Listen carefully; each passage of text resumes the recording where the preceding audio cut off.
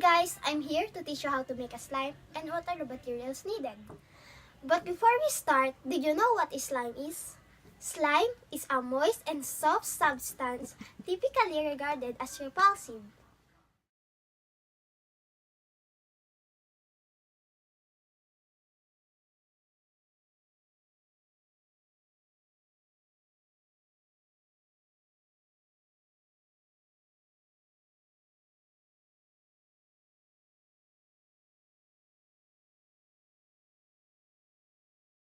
So let us start.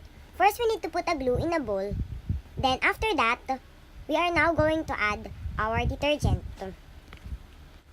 or also called as activator.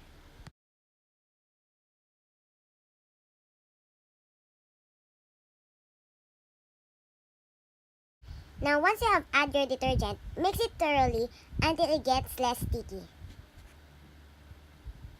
So just keep mixing it until it's not sticky and until it's ready to be kneaded.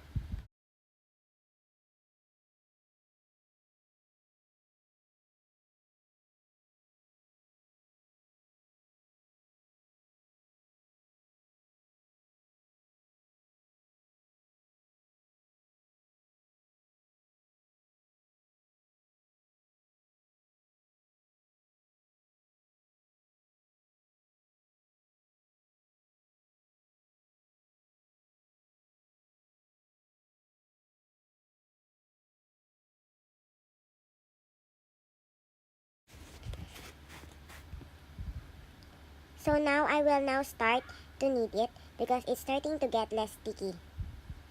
So I will now knead it until it's not that sticky.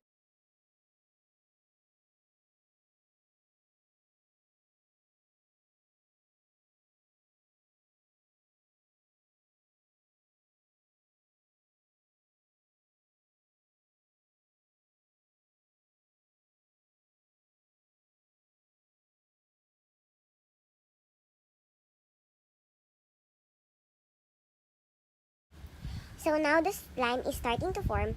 So I'm just going to keep on kneading it until it is not sticky anymore. And yeah.